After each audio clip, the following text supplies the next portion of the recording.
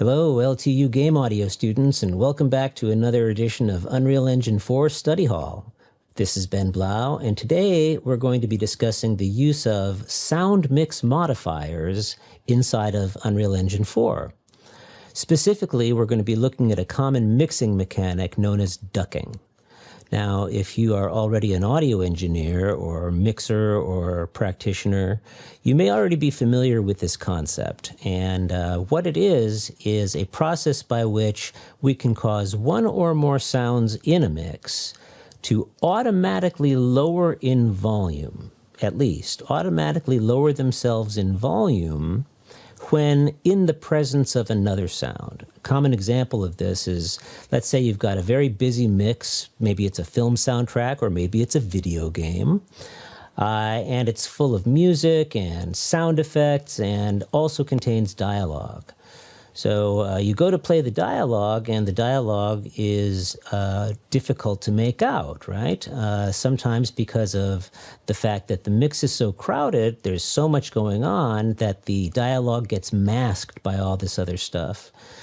Now, a novice, let's say, their urge would be to take the dialogue track and just increase it in level. But remember, in digital audio, we do have a finite amount of headroom, so always turning things up is not a good strategy. Sometimes we have to think about, well, what is getting in the way of this sound that we're straining to hear? And maybe I will turn those down subtly only when this other sound is present, okay? So for example, let's say we had music and sound effects that were making the dialogue harder to hear.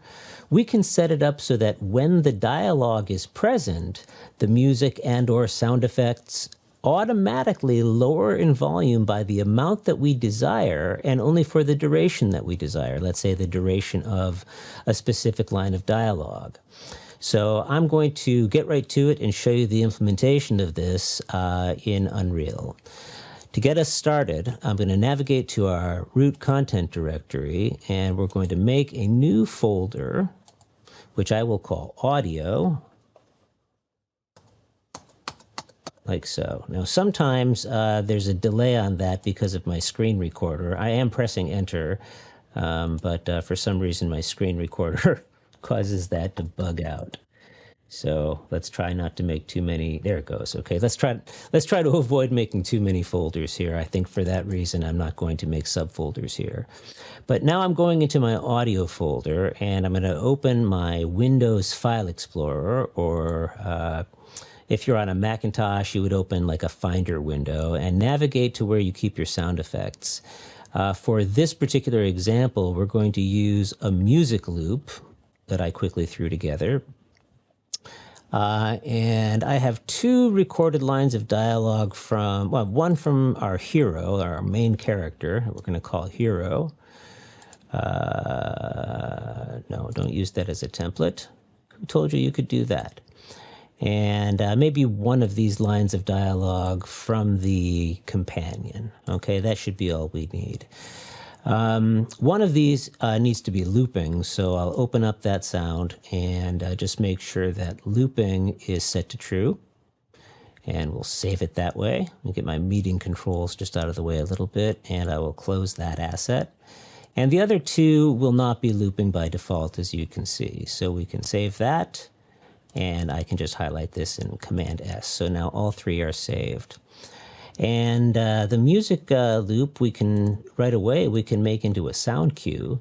So again, my meeting controls are in the way, so let's get them out of the way. Right click, and we're going to create cue from that particular wave asset. So we'll hit create cue. I can rename it if I want, but I don't think it's really necessary.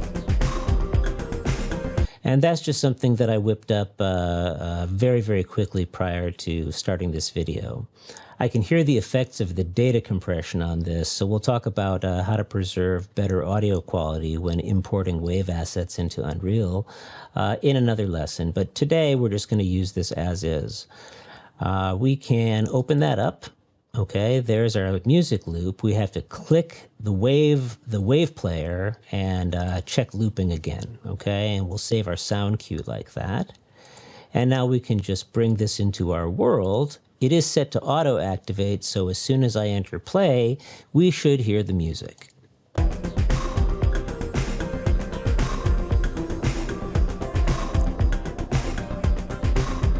Okay, nothing particularly special about the music. I'm also going to create sound cues, one sound cue for this line of dialogue from our hero, and then the one line of dialogue from the companion that we have yet to put into the scene. So let's take our hero dialogue. We'll make a sound cue for that. I'll call it here. I don't have to call it. I don't have to rename it. We just have to open it. There's the wave player, not looping in this case, and you'll be able to hear. I'm almost done here. Just a few more moments. I'm almost done here, just a few more moments. I don't really love the pitch on that, so let's just take the pitch multiplier, maybe 1.12. I'm almost done here. Just a few more moments. Okay. I'm almost done here. That was just an aesthetic choice, so I can save that sound cue as it is. And our companion's line, we'll make a cue out of that. Captain, I think... Open that up. And that's not a looping wave, okay? And let's see what we think about the pitch here. Play cue. Captain, I think the ship's in trouble. Okay, Captain, I think the ship's... Both of them, you probably noticed already, there's a little bit of deliberate distortion, as well as some other effects that I cooked into those wave assets in my DAW, okay? Just to make them sound like they were sort of radioing in over each other's headsets, or, you know, something of that nature. But let's lower the response pitch a little bit and see. Captain, I think the ship's in trouble. Okay. Captain, I think the ship's in trouble. Let's try 0.925. Round it off. Captain, I think the ship's in trouble. Okay, that sounds just fine, so we'll save it that way. And now we've got 3 sound cues, one of which is already in the level, which is our music loop, and then we've got these other 2 sound cues that are ready to be used. Now, at this point, I would typically go back to my content folder, or maybe even in our audio folder here, and make a subfolder for our sound class assets. I'm afraid of that glitch happening again due to my screen recorder. So if it glitches out, I'll just pause the recording. I will try to make that folder now. So we're going to make a new folder, and I'm going to call it Sound Class Assets. I will attempt to press enter, and oh, okay, that time it didn't happen. I wonder why it happened the first time and not this time.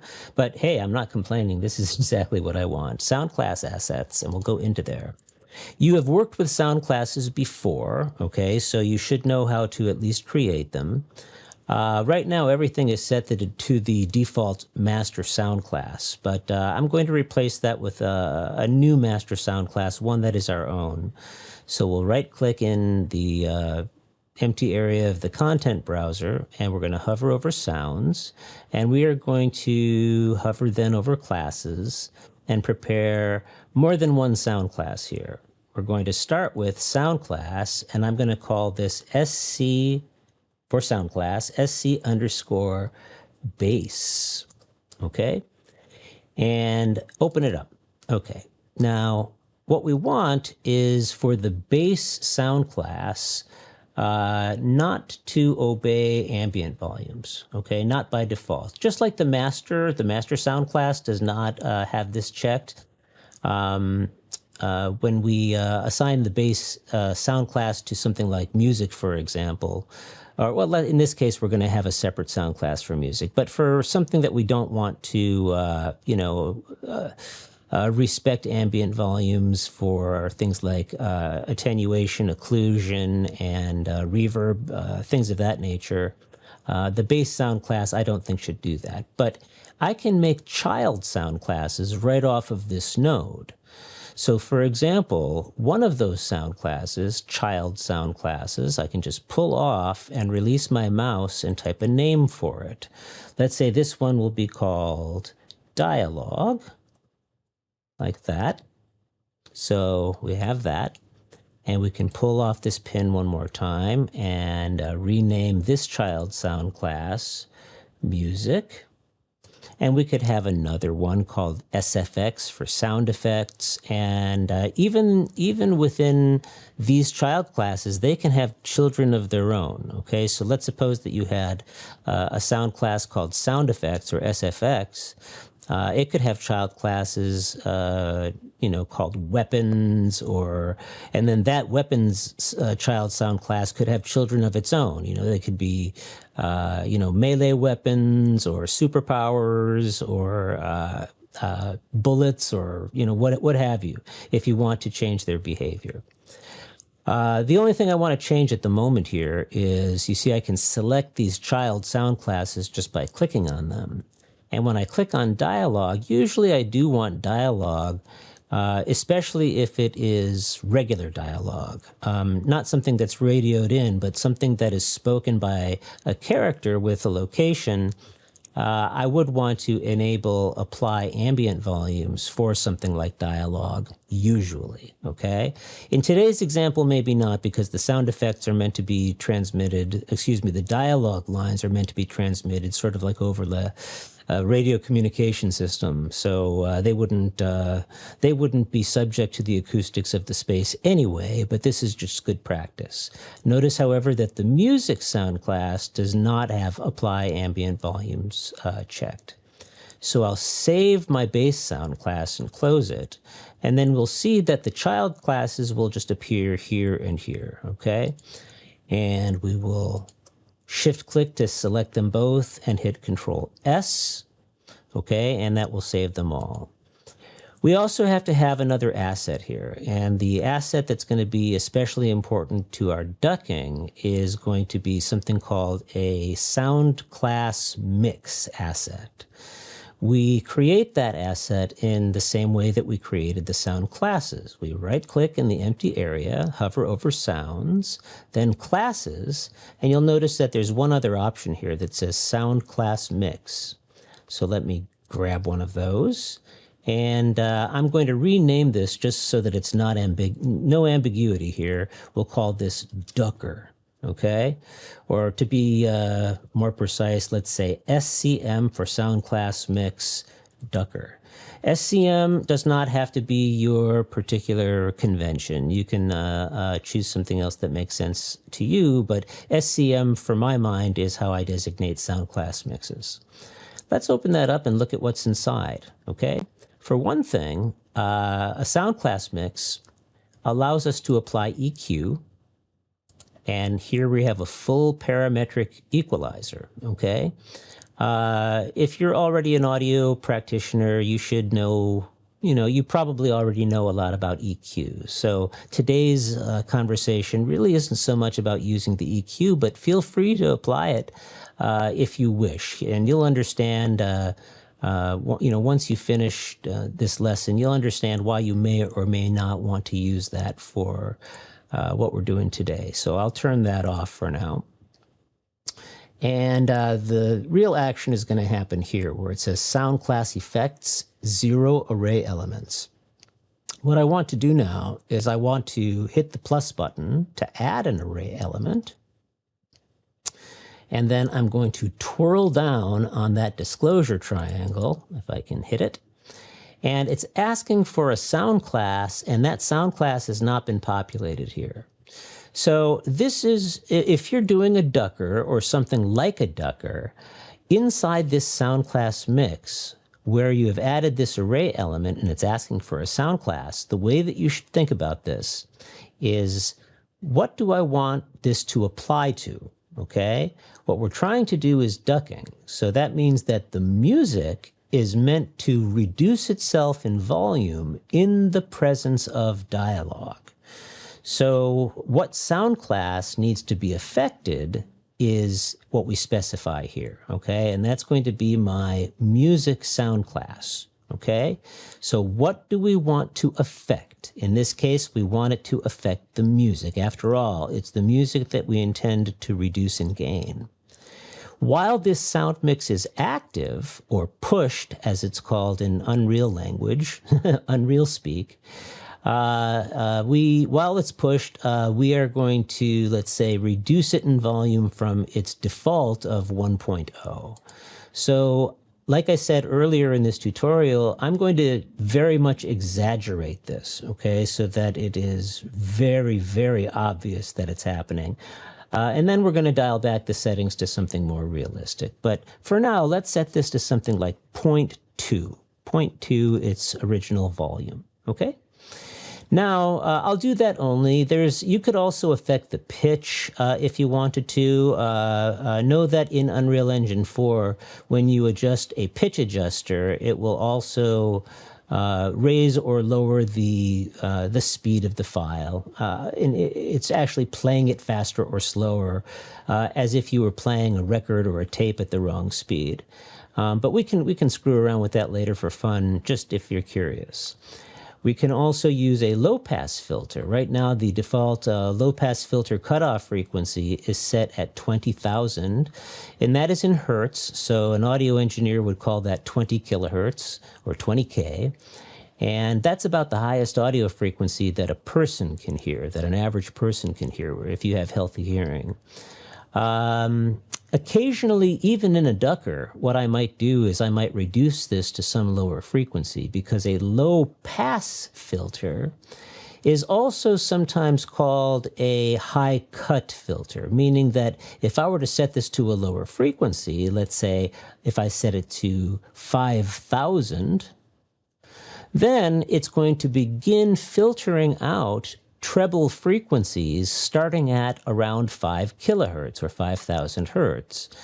That might not necessarily be so bad, because while it's ducked, if we also roll off some of the high frequencies, that makes it less likely that our speech frequencies, speech intelligibility frequencies, which are usually between about 2 and 5 kilohertz anyway, are going to be less masked, because we're going to be filtering out some of that sound. I could even maybe increase this to 2,500. And while the ducker is pushed or active, now even more high frequencies are going to be taken away, probably a lot. As a matter of fact, I'm going to exaggerate it. I'll set it to 1,000. And that way we can listen to these independently, and you'll hear their effects. And then, of course, we can scale it back to more realistic values. Now, these changes, okay, are going to be subject to the time constants that we set down here. When this sound mix is pushed, you can enter an initial delay. Now, an initial delay, it's very, very rare that I manipulate that parameter for any reason. Usually, if it's something like ducking, I want the ducking to happen not absolutely instantaneously, but for it to blend in rather than snap in all at once. And that I can accomplish with the fade-in time. Notice that there's a fade-in time and there's also a fade-out time.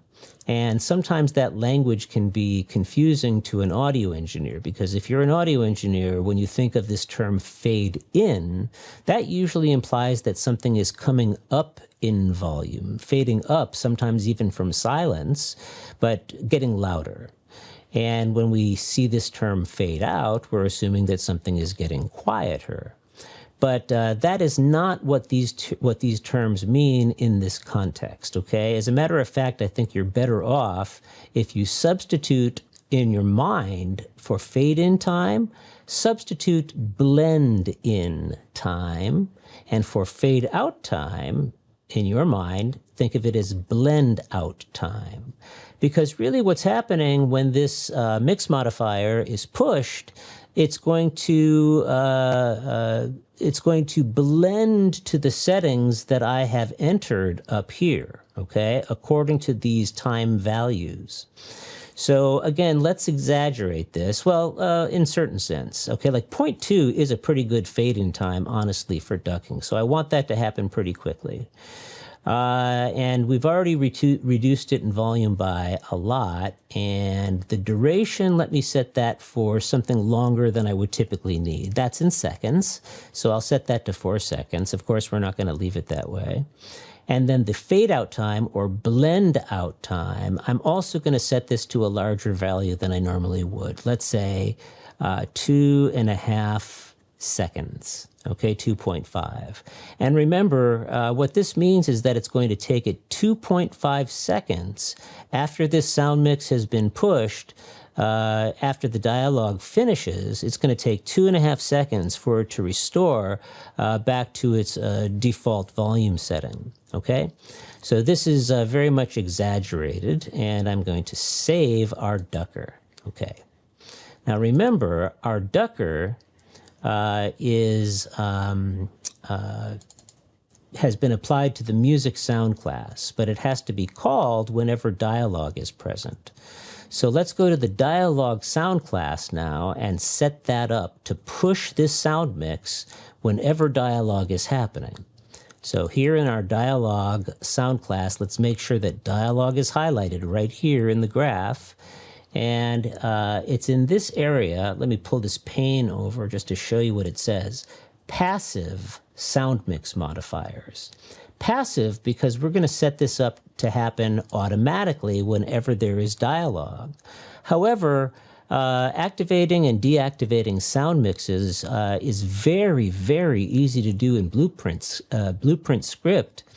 And I'm going to show you how to do that as well a little bit later on. But for now, it's going to be passive, okay? So we have to add now an array element, because right now this is empty. So let's hit the plus sign, twirl down the disclosure triangle. And now look what it's asking for. It's asking for a sound mix. When I pull down the drop down, we shouldn't expect to see too many because we only made one. Okay, so let's see what's in there. Okay, our ducker, sound class mix ducker. So that's now in there.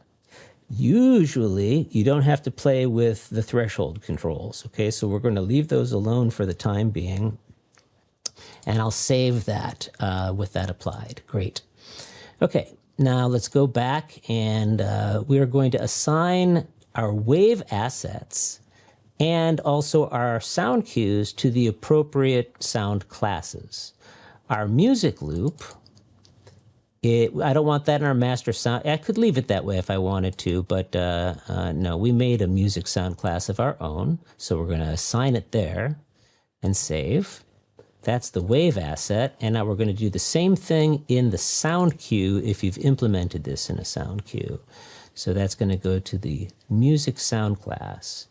Now, technically, the fact that I assigned that sound class to the raw wave asset, you technically could skip that if you know for a fact that you're going to be using it in a cue, and you make sure that you don't forget to set the sound class in the cue.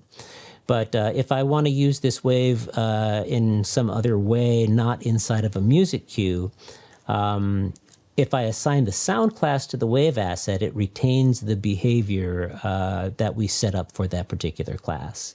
So I like to do it in the wave asset, but also in the cue. So let's start with our, or not start with, we already did our music loop. Let's do our hero dialogue. That's going to go to the dialogue sound class. We'll save it that way. And we'll do that to the cue as well. Dialogue. Save. And we'll do it to the other line of dialogue, which is our companion dialogue. The class will be dialogue. Save. And for the cue as well, assign that to the dialogue sound class. Save. Okay, so right now we're getting close. In order to have some very simple dialogue, I'm not going to set up a complex dialogue system right now, but we'll do a simple one. To begin with, I'll need someone to converse with, and for that I'll make just a simple AI or NPC by taking our default third-person character, right-click, and what we're going to do is we're going to duplicate this, okay? So duplicate, and I'm just going to name it AI _BP and that'll keep our lives simple. Okay, so let's open that up. And I'm going to head over to the viewport first. One thing I want to do right away is to make this mesh look a little bit different, just so that we can distinguish it from our third-person character. And I picked up a trick somewhere along the way. I'm so sorry, I don't remember who it was that I got this from, but I found out that if you take the default third-person mannequin, the SK mannequin, and instead of using the default material for the body, if you use the starter content chair material, you're going to be amazed at what this does. So let me just search for chair. This is the material applied to the starter content chair, but I'm going to apply it to this skeletal mesh here and let the shaders compile for a second. And you'll see this does something pretty fun. It makes our character look something like a superhero, okay, or something like that. Anyway, it definitely looks different from the normal third-person character. So let's compile and save. Now that I've done that, I could, of course, delete a lot from here, but I'm not going to. It's not going to get in the way of what we're doing today. We're going to use simple overlap events just to trigger some very, very simple dialogue. And to do that, I'm going to use overlaps. To start, I'll select the mesh because I'm going to make a box collision here in a moment, but I want it to be parented by. I don't like the term parented to because that just doesn't seem logical, but parented by our skeletal mesh. So I'll highlight that first before I add the component. We can search for collision. Oops. Doesn't take long to get a box collision. And now we're going to just scale this around the character appropriately so that there's enough room for our NPC, not our NPC, but for our player character to overlap it. Okay, so we'll bring this forward. This is deliberately asymmetrical because I don't want to initiate conversation from overlapping behind this AI, but rather in front of the AI. And maybe we can make this a little wider just so it's a little bit more forgiving. That doesn't bother me at all. Okay, so compile and save along the way. Now let's head over to the event graph and write the logic for this. Okay, find some empty space. And coming off of your box collision here, which you could rename if you wanted to, like something like dialog box, I'm not going to bother. We'll right-click and we're going to create two events. The first, of course, is going to be add on component begin overlap. Okay. And then we're going to do another one, right-click, add event. And what do you think it's going to be? On event end overlap. Okay, so now we've got both of those nodes. All right, so we're overlapping and end overlapping the box, okay? That's what's going to fire off the code that comes next. Now, off of on component begin overlap, let's pull off and start with a cast. Cast to third person character and connect our other actor to the object pin as we normally would. Now, usually as soon as I set up a cast, I like to take this as third person character and promote it to a variable. So we'll right click on that pin, promote to variable. That's fine. And you'll now notice that it is right here in our details panel. And I can drag that into the graph again should I need it. And I'm going to need it just a little bit. Okay? So cast a third person character. And on component begin overlap, let's just play a sound, not at location, but we'll do play sound 2D. And the reason that I'm choosing this over play sound at location or spawn sound at location, which you could also do, by the way, this absolutely works on 3D sounds. But because this is sort of being communicated over like headset radios, It really isn't subject to the acoustics of the space, and I don't have an audio volume in the arena right now anyway, so it shouldn't really matter. Play sound 2D is going to be the simplest way to go. If I used a 3D sound, keep in mind that I would also have to get the locations of those two actors so that the sounds play at the correct locations. But this is not going to require that. So play sound 2D. And the first thing is going to be I want the companion to speak the first line of dialogue. So I'll select that, not the sound wave, but the cue that we made, which is companion dialogue. I think it's companion dialogue. You know what? I forgot. I better just double check. Content, audio. Yeah, dialogue 01Q. All right. So dialogue 01Q, and that's going to be what happens when we overlap that box. Now, I don't want to do a redundant cast, right? That's not computationally lean, which is why I made that variable. Okay, we're going to bring that here into our graph, get as third person character, so that provides a full reference to it. And we'll come off of the execution pin on component end overlap, and we'll start here by doing a branch that will only continue the logic flow according to when a condition is met. And the condition in this case is whether or not the other actor is equal to the third person character. So we'll do this using an equal Boolean, okay? We've used those before also. We're going to pull off of other actor now. And we can either type a search for equal Boolean or use the shortcut, which is just to press the equal sign twice. Equal, equal. Okay? And the asset here is going to be third person character, okay? That's the variable that we made. And here is just a Boolean. It either is or it isn't, and that will satisfy the condition of this branch. Okay, so if the other actor is equal to our third person character, we don't have to do another cast because we already cast up here and we made a reference to it. Okay, now we can simply pull off of the true pin and again play sound 2D.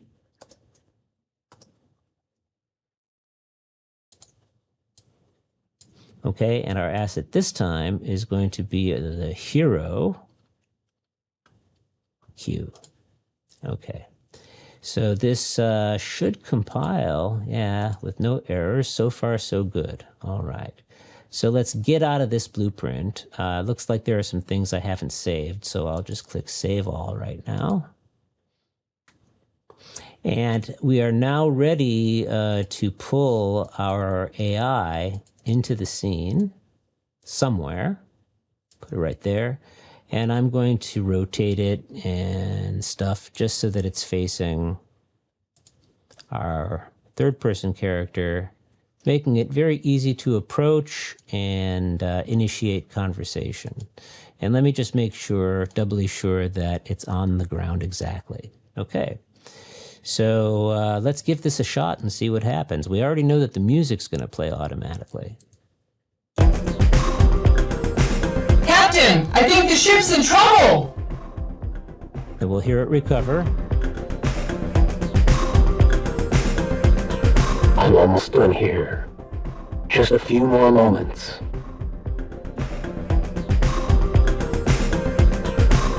Okay, so hopefully that was exaggerated enough for you to hear the effect of the dip down in volume much more than we would actually use. That was, again, exaggerated, but maybe you also heard the effect of the low-pass filter, right? Try to listen to the music, not only getting quieter, but getting duller. Okay, I'll play that for you again. Captain, I think the ship's in trouble.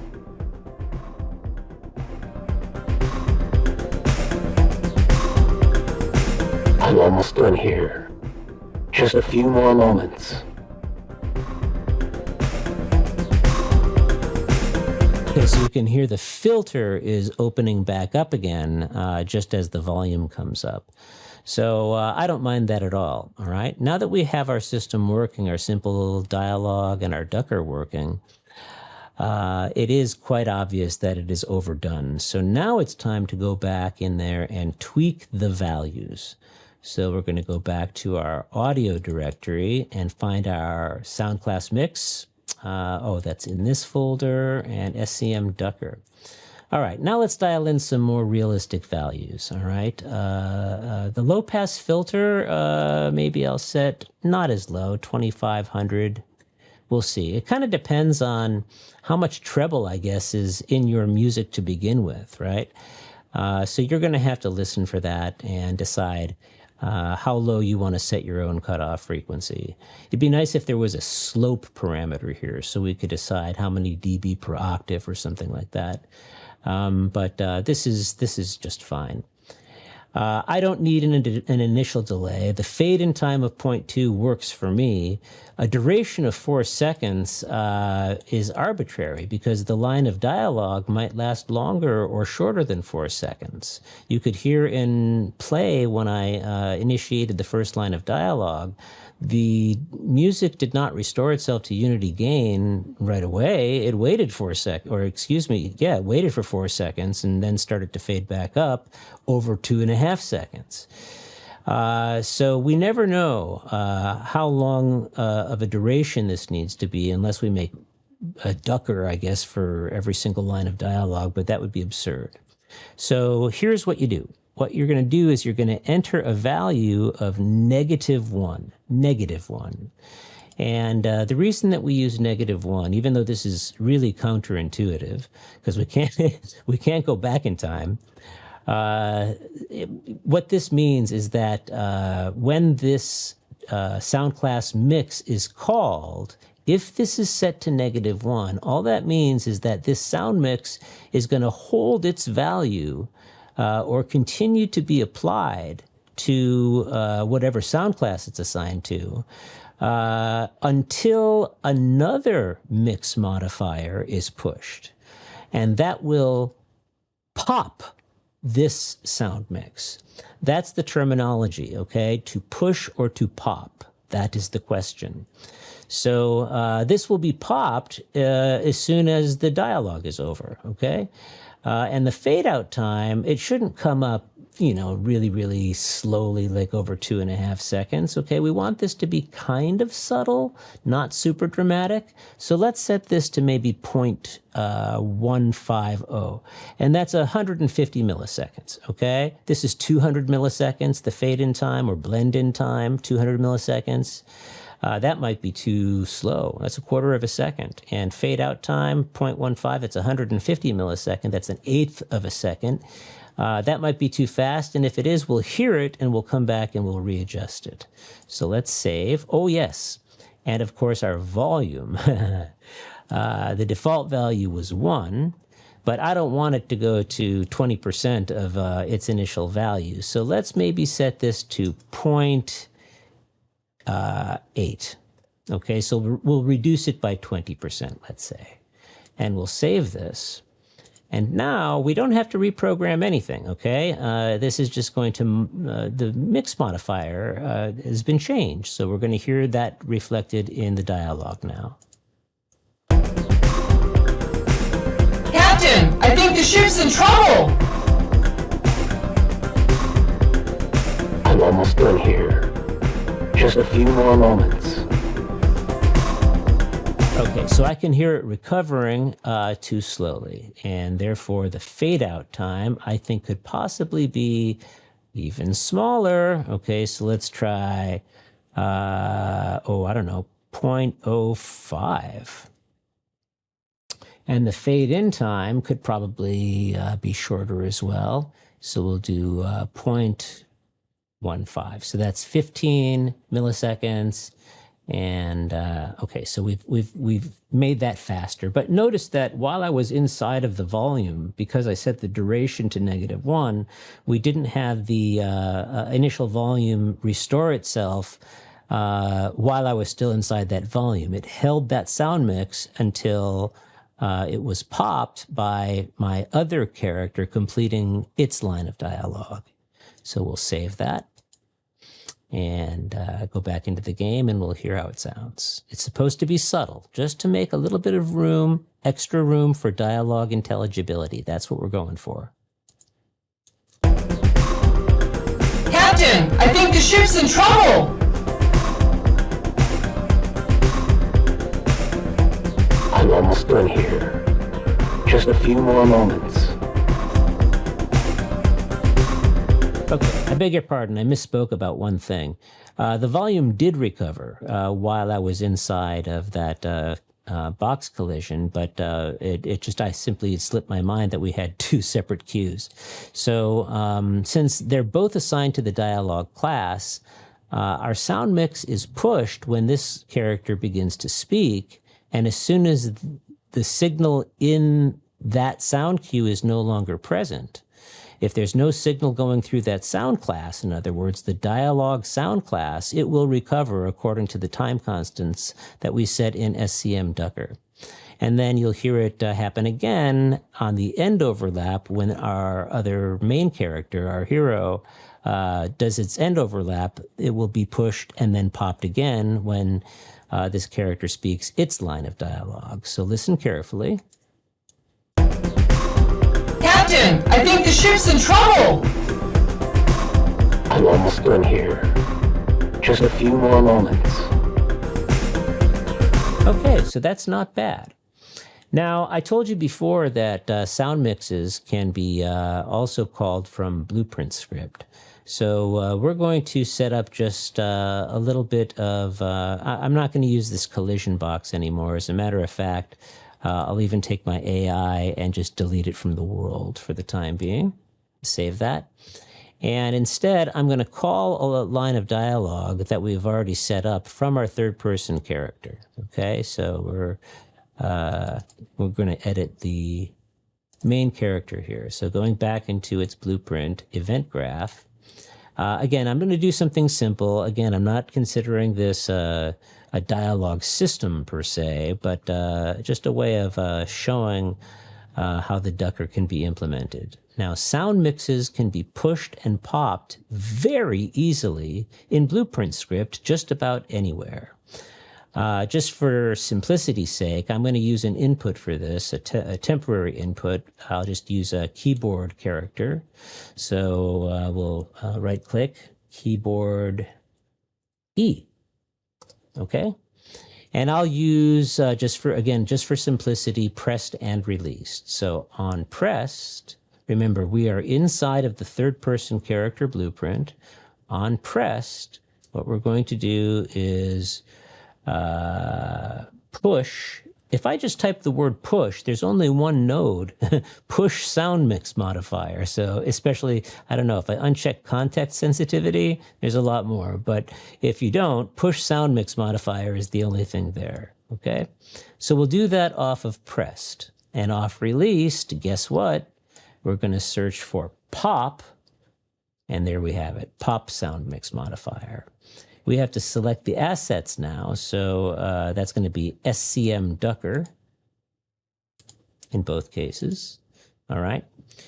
And in this case, we'll pull off of here, and I'll just say play sound 2D, and we'll use our whichever cue we want, okay? We'll just use the hero cue because that was for that character in the first place. I suppose I could have seen it's all right. I'll search for it. Hero cue. Great. Okay, so here's what's going to happen, okay? I'm going to press E, and my third-person character first will push this sound mix modifier as long as I'm holding down key, the E key is going to push the sound mix modifier and play the sound. And then when I release, it's going to restore our normal gain because it's going to pop that sound mix modifier, okay? If I were to have spawned a sound, I might be able to get a duration and so forth and follow that with a delay and then pop it that way. But you'll find your own ways to push and pop these. This is just a very, very simple example, just using an input. So let's compile and save that. We'll close. And now I'll walk around. I'm almost done here. Just a few more moments. So that was just pressing and releasing the E key. If I lingered on the E key for too long, it wouldn't pop that sound mix after his line of dialogue. So let me demonstrate that.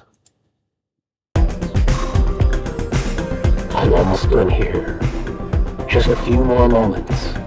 Okay, so right now it's holding on to that sound mix until I release the letter E on the keyboard. Okay, so pushing and popping sound mix modifiers from Blueprint Script is incredibly easy. So that's it, okay? Now you know one more thing that we can use sound classes for, and how to passively and I guess actively push and pop sound class mix assets and make them work with our various sound classes. I hope you enjoyed the video. I'll see you next time on Unreal Engine 4 Study Hall. This is Ben Blau for LTU, and I'll see you next time.